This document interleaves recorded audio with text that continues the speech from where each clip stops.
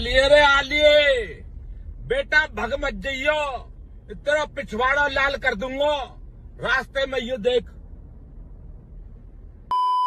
પહોંચી ગઈ છે ભાઈ 5 ટાઈમ આઈપીએલ ચેમ્પિયન્સ મુંબઈ ઇન્ડિયન્સની ટીમ આઈપીએલ 2025 ના પ્લેઓફ માટે ઓફિશિયલી ક્વોલિફાય થઈ ગઈ છે. દિલ્હી કેપિટલ્સ બહાર ફેંકાઈ ગઈ છે. ધેટ મીન્સ કે આપણને ચારેય પ્લેઓફની ટીમો મળી ગઈ છે. Gujarat Titans, RCB, Punjab Kings અને મુંબઈ ઇન્ડિયન્સ. હવે અસલી જંગ ટોપ 2 માટે થવાની છે. આજે સાંજે અમદાવાદના નરેન્દ્ર મોદી સ્ટેડિયમમાં ગુજરાત ટાઇટન્સનો સામનો લખનઉ સુપર જાયન્ટ સામે થવાનો છે. શું જોસ બટલર અને રબાડા રમવાના છે? કેવી રહેવાની છે ગુજરાતની પ્લેઇંગ 11? ટોપ 2 માં ફિનિશ કરવા માટે કેટલી જરૂરી છે આજની મેચ ગુજરાતની ટીમ માટે? કોણ જીત્યું ગઈકાલનું ગીવ અવે? આજે 1000 રૂપિયા જીતવા માટેના 3 નવા સવાલો કયા?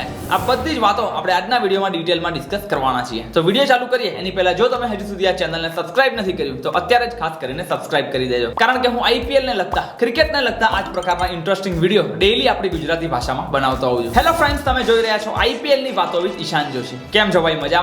મજામાં જ હશો ને યાર. એક બાજુ મુંબઈ ઇન્ડિયન્સની ટીમ ક્વોલિફાય થઈ ગઈ છે અને બીજું આજે સાંજે આપણા ગુજરાત ટાઇટન્સની મેચ પણ રમાવાની છે. પહેલી 5 માંથી 4 મેચો હારીને મુંબઈ ઇન્ડિયન્સની ટીમ એક સમયે પોઈન્ટ ટેબલમાં છેક 9મા નંબર ઉપર હતી, પરંતુ ત્યાંથી જે પ્રકારનું કમબેક થયું છે અનબિલીવેબલ. આજે દિલ્હી કેપિટલ્સને હરાઈને મુંબઈની ટીમ ઓફિશિયલી આઈપીએલ 2025 ના પ્લેઓફ માટે ક્વોલિફાય થઈ ગઈ છે. સૌથી પહેલા ગીવ અવેના રિઝલ્ટ્સની વાત કરીએ તો કોઈ પણ ક્રિકેટ ફેન બંને સવાલના સાચા જવાબ પ્રેડિક્ટ નથી કરી શક્યો. હવે આજે ગુજરાતની મેચ છે તો આજની મેચમાં આપણે બને એટલા સિમ્પલ અને 3 નવા સવાલો આ વિડીયોમાં પૂછેલા છે, તો ભૂલ્યા વગર આ વિડીયોને એન્ડ સુધી ખાસ જોજો.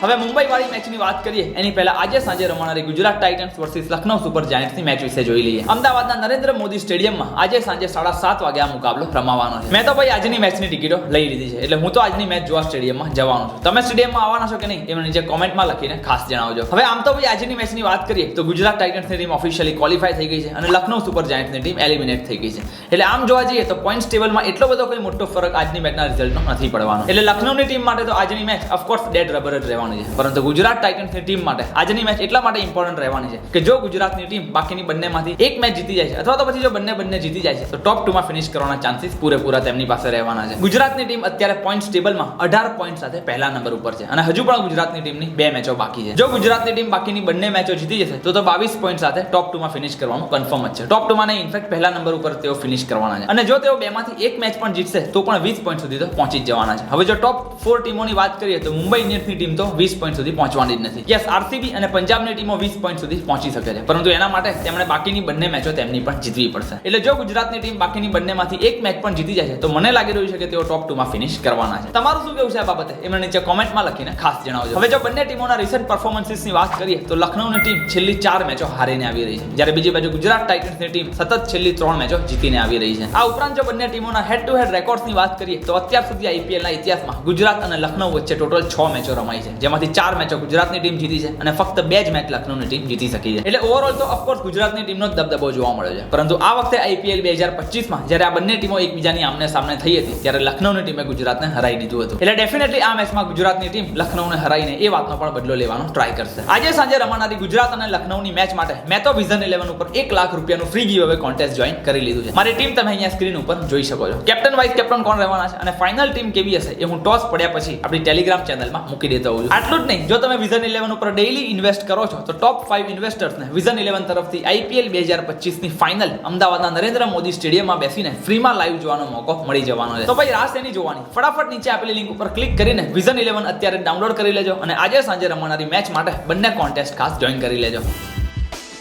હવે જો ગુજરાત ટાઇટન્સની સ્ટ્રોંગેસ્ટ પ્લેઇંગ 11 ની વાત કરીએ તો ઓપનિંગમાં સાઈ સુદર્શન અને કેપ્ટન શુભમન ગિલ, ત્યારબાદ 3 નંબર ઉપર જોસ બટલર, 4 ઉપર રધરફર્ડ, 5 ઉપર શાહરૂખ ખાન, ત્યારબાદ રાહુલ તેવટિયા અને રાશિદ ખાન. અને જો બોલિંગ ડિપાર્ટમેન્ટની વાત કરીએ તો એમાં પ્રસિદ્ધ કૃષ્ણા, ડીએસપી સિરાજ, કગીસો રબાડા અને સાઈ કિશોર આપણને રમતા જોવા મળવાના છે. અરશદ ખાન અથવા તો પછી વોશિંગ્ટન સુંદરને ગુજરાતની ટીમ ઇમ્પેક્ટ પ્લેયર તરીકે આ મેચમાં રમાડી શકે છે. એટલે મોટા ભાગે લાસ્ટ મેચમાં જે પ્લેઇંગ 11 આપણને જોવા મળી હતી એ જ ટીમ સાથે ગુજરાતની ટીમ આ મેચમાં પણ ઉતરી શકે છે. ગુજરાતની ટીમના કી પ્લેયર્સની વાત કરીએ તો બેટિંગમાં તો ભાઈ ઓફકોર્સ ટોપ 3 જ રહેવાના છે. સાઈ સુદર્શન, કેપ્ટન શુભમન ગિલ અને જોસ બટલર. આ ત્રણેય બેટ્સમેનો અત્યાર સુધી મોટા ભાગની મેચો જીતાડતા આવ્યા છે અને આ મેચમાં પણ ફરી એક વખત ગુજરાતની ટીમના આ 3 ટોપના બેટ્સમેનો ઉપર જ બધાની નજર રહેવાની છે. હવે અહીંયા સૌથી મોટો સવાલ એ થઈ રહ્યો છે કે શું કગીસો રબાડા અને જોસ બટલરને ગુજરાતની ટીમે રમાડવા જોઈએ કે નહીં? કારણ કે બાકીની બંને લીગ મેચોમાં તો તેઓ રમવાના છે, પરંતુ જેવાને ગુજરાતની ટીમ પ્લેઓફમાં એન્ટર થશે એટલે કગીસો રબાડા અને જોસ બટલર આ બંને પ્લેયર અનઅવેલેબલ થઈ જવાના છે. એટલે જો આ બંને લીગ સ્ટેજની મેચોમાં કગીસો રબાડા અને જોસ બટલર રમશે તો પછી પ્લેઓફમાં ગુજરાત ટાઇટન્સની ટીમ ટીમને એકદમ જ નવા પ્લેયર સાથે રમવા ઉતરવું પડશે. એમાં પણ બોલિંગમાં કોઈ ચિંતાનો વિષય નથી, કારણ કે જેવાને કગિસો રબાડા બહાર જશે એટલે એમની જગ્યાએ સીધા જ જેરાલ્ડ કોટ્ઝે રમવા આવી જવાના છે. પરંતુ મેઇન કન્સર્ન બેટિંગમાં થવાનો છે, કારણ કે જ્યારે જોસ બટલર ટીમની બહાર જશે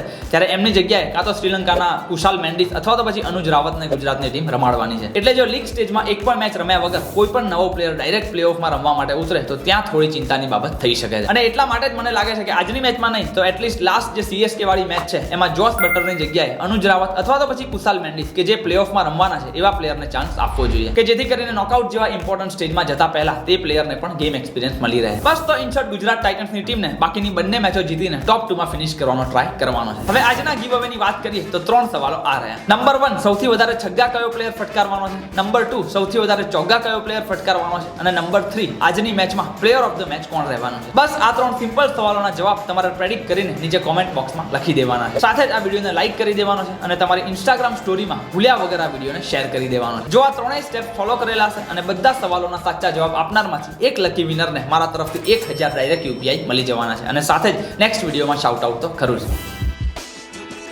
હવે ગઈકાલે રમાયેલી મેચની વાત કરીએ તો મુંબઈની ટીમે દિલ્હીને 59 રનના મોટા માર્જિનથી હરાઈને IPL 2025ની પ્લેઓફ માટે ક્વોલિફાય કરી લીધું છે. પહેલા બેટિંગ કરી રહેલી મુંબઈ ઇન્ડિયન્સની ટીમની શરૂઆત એકદમ જ ખરાબ જોવા મળી હતી. રોહિત શર્મા પણ સસ્તામાં આઉટ થઈ ગયા હતા અને રિકલ્ટન પણ સસ્તામાં આઉટ થઈ ગયા હતા. ઇનફેક્ટ વિલ જેક્સ પણ આઉટ થઈ જતા 60 રનના સ્કોર ઉપર તો મુંબઈ ઇન્ડિયન્સની 3 વિકેટો પડી ગઈ હતી. એટલે એ વખતે તો એમ લાગ્યું કે ભાઈ આજે દિલ્હીના બોલરો મુંબઈ ઇન્ડિયન્સને ફસાઈ દેશે, કારણ કે એના પછી પણ મુંબઈના બેટ્સમેનો તરફથી એકદમ ધીમી બેટિંગ જોવા મળી હતી. તિલક વર્મા 27 બોલમાં 27 રન કરીને આઉટ થઈ ગયા હતા અને હાર્દિક પંડ્યા પણ આવતાની સાથે જ 3 રન કરીને આઉટ થઈ ગયા હતા. 17 ઓવરમાં મુંબઈ ઇન્ડિયન્સની ટીમનો સ્કોર ફક્ત 125 રન જ હતો. એટલે એ વખતે તો એમ લાગતું હતું કે ભાઈ 160 સુધી પણ પહોંચશે કે નહીં. અને 18મી ઓવરમાં પણ ઇનફેક્ટ 7 જ રન આવ્યા હતા. એટલે 18મી ઓવર પતી ત્યારે મુંબઈ ઇન્ડિયન્સની ટીમનો સ્કોર 132 રન જ હતો. પણ ભાઈ છેલ્લી 2 magical overs, what an outstanding overs it was. Suryakumar Yadav અને નમન ધીર આ બંને બેટ્સમેનોએ ભેગા થઈને છેલ્લી 2 ઓવરમાં જે દિલ્હીની ટીમના બોલર્સને માર્યા છે, ભાઈ એકદમ આઉટસ્ટેન્ડિંગ પ્રકારનું ફિનિશિંગ આપણને જોવા મળી ગયું હતું. છેલ્લા 12 બોલમાં 48 રન ફટકારીને સૂર્યકુમાર યાદવ અને નમન ધીરે આખી ગેમનું મોમેન્ટમ જ ચેન્જ કરી નાખ્યું હતું. અને એક સમયે જે મુંબઈની ટીમનો સ્કોર 18 ઓવરમાં 132 રન હતો એ 20 ઓવરના અંતે 180 રનની ઉપર પહોંચી ગયો હતો. સૂર્યકુમાર યાદવે અણનમ 43 બોલમાં 73 રનની ઇનિંગ રમી હતી, જ્યારે નમન ધીરે પણ આવતાની સાથે જ 8 જ બોલમાં 24 રન ફટકારી દીધા હતા. ભાઈ 12 બોલમાં 48 રન એટલે જસ્ટ ઇમેજિન કે કેવા પ્રકારનું હિટિંગ થયું હશે. હવે આમ તો આજની પિચ થોડી ટ્રિકી હતી, પરંતુ સ્ટીલ દિલ્હી કેપિટલ્સ પાસે આપણે એટલું તો એક્સપેક્ટ કરી રહ્યા હતા કે ભાઈ 180 રનનો ટાર્ગેટ જો KL રાહુલ અને ટ્રિસ્ટન સ્ટબ્સ જેવા પ્લેયર સારું પરફોર્મ કરશે તો ઇઝીલી તેઓ ચેસ કરી નાખશે. પણ ભાઈ મુંબઈ ઇન્ડિયન્સ એમને એમ થોડી ચેમ્પિયન ટીમ કહેવાય છે.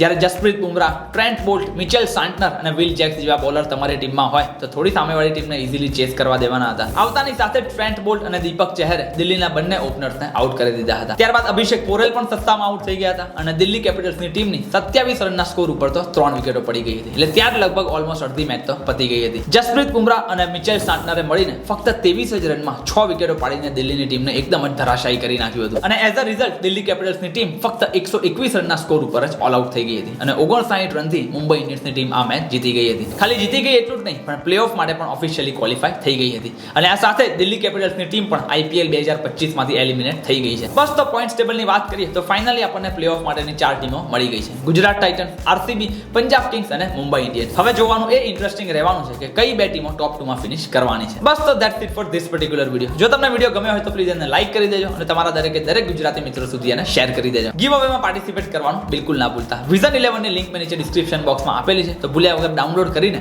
આજે સાંજે રમનારી મેચ માટે કોન્ટેસ્ટ ખાસ જોઈન કરી લેજો. બાકી IPL ને લગતા આવા જ ઇન્ટરેસ્ટિંગ વિડીયો દરરોજ આપણી ગુજરાતી ભાષામાં જોવા માટે આ YouTube ચેનલને ખાસ સબસ્ક્રાઇબ કરી લેજો. મળીએ છીએ આપણે ફરી એક વખત આવા જ ઇન્ટરેસ્ટિંગ વિડીયો સાથે. ત્યાં સુધી આવજો.